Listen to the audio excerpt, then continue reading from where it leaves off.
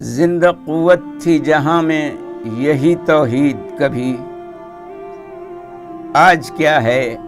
فقط ایک مسئلہ علم کلام۔ روشن اس ضوء سے اگر ظلمت کردار نہ ہو، خود مسلمان سے ہے پوشیدہ مسلمان کا مقام۔ میں نے اے میر سپہ تیری سپہ دیکھی ہے، قل هو اللہ کی شمشیر سے خالی ہے نیام۔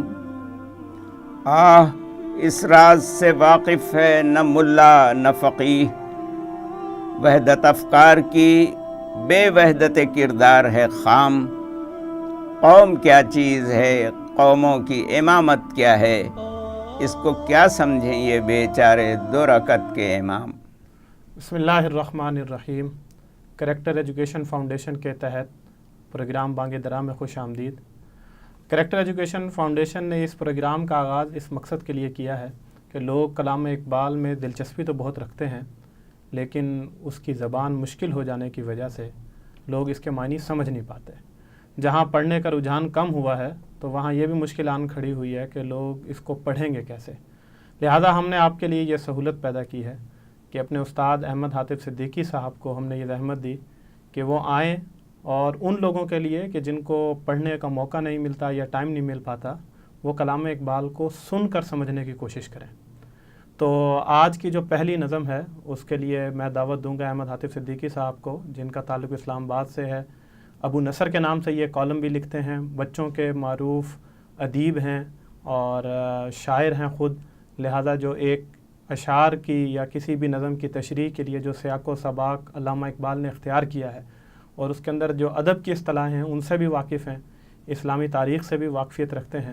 کہ امید ہے کہ جس مقصد کے لیے علامہ اقبال نے یہ نظمیں لکھی تھیں وہ مقصد آپ تک احمد حاتف صدیقی صاحب پہنچا پائیں گے۔ بہت شکریہ احمد حاتف صاحب، اور میں گزارش کروں گا کہ ہماری آج کی جو پہلی نظم ہے اس کا عنوان کیا ہے اور اس کی تشریح جو ہے اگر آپ ہمارے نوجوانوں کے سامنے، لوگوں کے سامنے رکھ سکیں۔ جی بسم اللہ الرحمن الرحیم۔ آج جو نظم منتخب کی ہے وہ ضرب کلیم سے ہے اور اس کا عنوان ہے توحید۔ اس نظم میں اقبال یہ فرماتے ہیں کہ زندہ قوت تھی جہاں میں یہی توحید کبھی، آج کیا ہے فقط ایک مسئلہ علم کلام۔ سب سے پہلے علم کلام کا مطلب بتایا جائے کہ علم کلام وہ علم ہے کہ جس میں عقلی دلائل سے کوئی بات ثابت کی جاتی ہے اور منوائی جاتی ہے۔ یہ سبجیکٹ کے طور پہ بھی پڑھایا جاتا رہا ہے؟ ہاں، یہ چونکہ یونانیوں کا فن تھا اور اس پر انہوں نے خاصی محنت کی تھی کہ ہر چیز کو عقلی دلائل کے ساتھ سمجھا جائے اور جس چیز کو عقل تسلیم نہ کرتی ہو اس کو رد کر دیا جائے۔ تو یہ علم ہمارے مسلمانوں میں جب آیا تو مسلمانوں نے وہی سے حاصل کیے ہوئے علوم کی بھی، لیکن اقبال اس شعر میں یہ کہتے ہیں کہ کسی زمانے میں توحید یعنی اللہ ایک ہے اور وہ ایک ہی اس کائنات کا حکمران ہے، خالق ہے، مالک ہے، قانون ساز ہے، یہ مسلمانوں کا مقصد زندگی ہوا کرتا تھا اور اسی مقصد کے لیے مسلمانوں نے جہاد بھی کیے اور تبلیغ بھی کی۔ تو یہ ایک زندہ قوت تھی جس نے دنیا کو مسخر کر لیا تھا اور اسی زندہ قوت نے گویا مسلمانوں کو ایک توانائی اور طاقت بخشی تھی۔ تو اقبال کو افسوس اس بات پر ہے کہ آج توحید پر ہم صرف بحث و مباحث کرتے ہیں اور توحید کو اپنی ذاتی زندگیوں میں اور اجتماعی زندگیوں میں نافذ کرنے کی کوشش نہیں کرتے کہ اللہ کی حکمرانی کو اپنی زندگیوں میں، انفرادی زندگیوں میں اور اجتماعی زندگیوں میں نافذ کیا جائے اور اللہ کی حکمرانی کا علم اور پرچم لے کر کے اٹھ کھڑے ہوں اور دنیا کو گویا ہم اس سے زیر کریں۔ تو زندہ قوت تھی۔ اور اقبال نے ایک دلچسپ بات میں آپ کو یہ بھی بتاتا چلوں کہ 1930 میں اقبال نے جب خطبہ الہ آباد دیا جس میں تصور پاکستان پیش کیا انہوں نے، اور گویا پہلی بار نظریہ پاکستان پیش کیا، تو اس موقع پر بھی اقبال نے یہی کہا تھا کہ اسلام ایک زندہ قوت ہے، یعنی آج بھی اسلام پر عمل کیا جا سکتا ہے، اور یہ مکمل ضابطۂ حیات ہے اور مکمل نظام ہے، مکمل دستور ہے۔ تو اقبال کے ذہن میں ہمیشہ سے یہ بات رہی ہے کہ یہ کلمہ محض پڑھنے کی چیز نہیں ہے، اور محض دہرانے کی چیز نہیں ہے، اور محض بحث و مباحثے کی چیز نہیں ہے، بلکہ اس کلمے کو ہماری انفرادی اور اجتماعی زندگی میں روبہ عمل لانا چاہیے۔ صحیح۔ تو اس پہلے شعر میں انہوں نے یہی بات کہی ہے کہ زندہ قوت تھی جہاں میں یہی توحید کبھی، آج کیا ہے فقط ایک مسئلہ علم کلام، یعنی آج صرف ہم گفتگو کا موضوع بنا رکھتے ہیں۔ اگلے شعر میں کہتے ہیں کہ روشن اس ضو سے اگر ظلمت کردار نہ ہو، خود مسلمان سے ہے پوشیدہ مسلمان کا مقام، یعنی یہ ایک کرن ہے، ایک نور ہے، ایک روشنی ہے توحید۔ اس نور سے، اس کرن سے، اس روشنی سے ہمیں اپنے کردار کی تاریکیوں کو، اپنے عمل کی تاریکیوں کو دور کرنا چاہیے۔ ضو کا مطلب روشنی ہے اور ظلمت کا مطلب اندھیرا ہے۔ روشن اس ضو سے اگر ظلمت کردار نہ ہو، یعنی انسان کے عمل کی تاریکیاں اگر اس سے دور نہ ہوں اور وہ روشن نہ ہو جائے، تو خود مسلمان سے ہے پوشیدہ مسلمان کا مقام، یعنی مسلمان کس مقام بلند پر فائز ہے یہ سمجھ ہی نہیں سکتا اگر وہ توحید کو سمجھ کر کے اور اس پر عمل کر کے دنیا میں آگے نہ بڑھے، تو مسلمان اس بات کو نہیں سمجھ سکتا کہ وہ کس اونچے مقام پر فائز ہے۔ یعنی مسلمان کو جو نصب العین دیا گیا ہے کہ وہ پوری دنیا میں گویا امر بالمعروف کرے گا اور نہی عن المنکر کہے گا اور کرے گا اور کلمہ توحید کو بلند کرے گا، تو بشارت ہے اللہ تعالیٰ کی طرف سے کہ انتم العالون ان کنتم مومنین، کہ اگر تم صاحب ایمان ہو تو تم ہی سب سے بلند اور اعلیٰ اور عرفہ رہو گے۔ تو اگر مسلمان توحید پر عمل پیرا نہ ہو اور توحید کے تقاضوں کو پورا نہ کر رہا ہو تو وہ اپنے مقام سے خود ہی ناواقف ہوتا ہے۔ اچھا، اگلے شعر میں کہتے ہیں کہ میں نے اے میرے سپاہ تیری سپاہ دیکھی ہے، قل هو اللہ کی شمشیر سے خالی ہے نیام۔ یہاں میرے سپاہ سے مراد مسلمانوں کے رہنما ہیں، اور مسلمانوں کے رہنماؤں کو علامہ اقبال نے مختلف انداز سے مخاطب کیا ہے، کہیں پیر حرم کہا ہے اور کہیں میرے سپاہ کہا ہے۔ تو یہ جو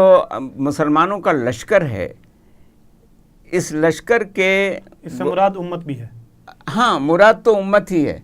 لیکن امت کے رہنماؤں سے مخاطب ہو کر اقبال یہ کہہ رہے ہیں کہ تمہارے فوجی میں نے دیکھیں، قل هو اللہ کی شمشیر سے خالی ہے نیام، یعنی قل هو اللہ سے مراد سورۃ الاخلاص ہے، اور سورۃ الاخلاص میں صرف توحید بیان کی گئی ہے۔ قل هو اللہ احد اللہ الصمد لم یلد ولم یولد ولم یکن لہ کفوا احد۔ تو توحید کے تصور سے اور توحید پر گویا توحید کے تقاضوں کو پورے کرنے کے عمل سے مسلمانوں کا پورا لشکر خالی ہے۔ یعنی جس طریقے سے اس سے قبل مسلمانوں نے صرف توحید کا پرچم بلند کر کے پوری دنیا میں حکمرانی کی تھی، جس کا اشارہ پہلے مصرے میں ملتا ہے کہ زندہ قوت تھی جہاں میں یہی توحید کبھی، تو آج مسلمانوں کی یعنی نیام یا میان اس چیز کو کہتے ہیں جس میں تلوار رکھی جاتی ہے، تو وہ تلوار سے خالی ہیں، یعنی یہ بے اسلحہ ہو گئے ہیں، بے تیغ ہو گئے ہیں، ان کے پاس گویا ہتھیار ہی نہیں رہے۔ تو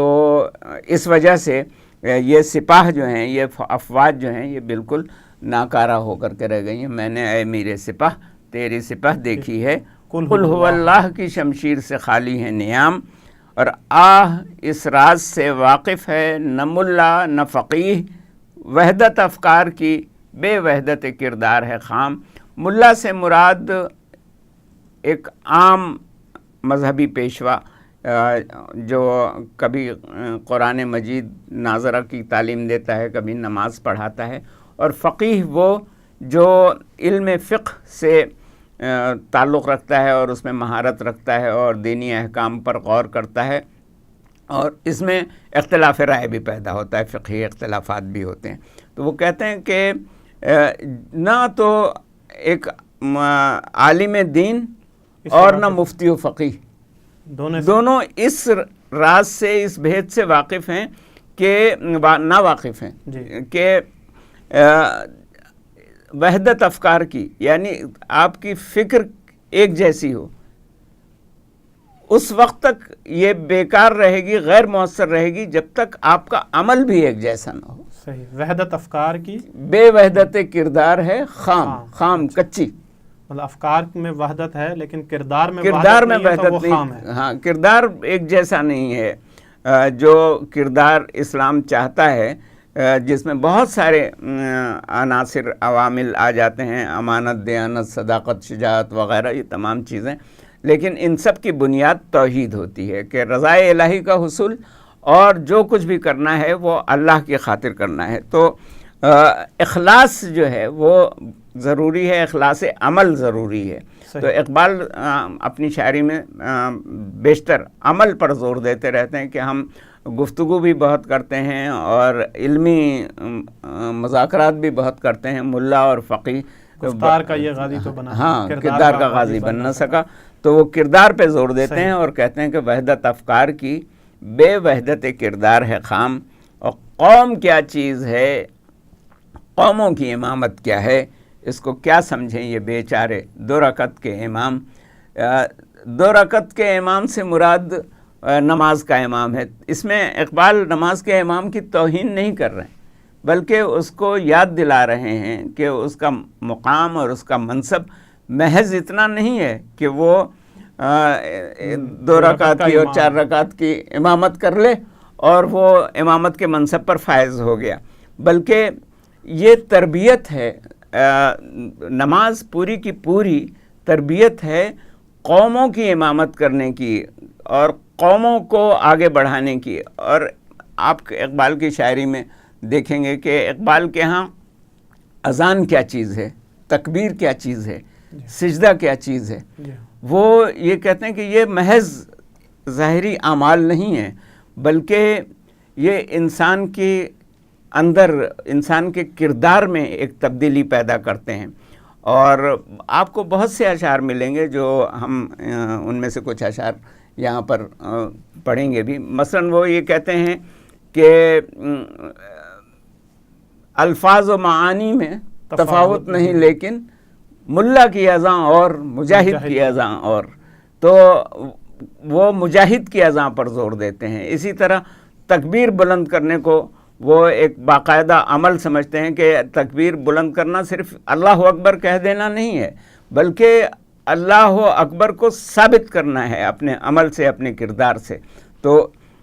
یہی بات وہ اس آخری شعر میں کہہ رہے ہیں کہ قوم کیا چیز ہے اور قوموں کی امامت کیا ہے۔ قوم کیسے بنتی ہے، کس طریقے سے بنتی ہے، اس کی تربیت نماز میں ملتی ہے، اور قوموں کی امامت کیسے کی جاتی ہے، صرف ایک قوم کی نہیں، دیگر اقوام کی بھی امامت کیسے کی جاتی ہے، اس کی تربیت بھی ہمیں نماز میں ملتی ہے۔ لیکن اس تربیت سے عاری ہیں ہمارے آج کل کے امام۔ اسی کی طرف اشارہ ہے کہ قوم کیا چیز ہے، قوموں کی امامت کیا ہے، اس کو کیا سمجھیں یہ بیچارے 2 رکعت کے امام۔ جزاک اللہ جی، بہت شکریہ۔ علامہ اقبال کی یہ نظم ہمارے لیے ایک لمحہ فکریہ ہے کہ بظاہر توحید کا نعرہ بلند کرنے والے اور ایک اللہ پہ یقین رکھنے والوں نے اپنے دل و دماغ کے اندر کون کون سے بت بسا رکھے ہیں، اور یہ عمل نہ صرف یہ ہے کہ حکمرانوں میں اس امت کے میر سپاہ جو ہے اس میں نظر آتا ہے، بلکہ خود قوموں کو بھی اس کے اوپر سوچنے کی، لوگوں کو بھی اس کے اوپر سوچنے کی ضرورت ہے، اور اپنے وہ بت ٹٹول کے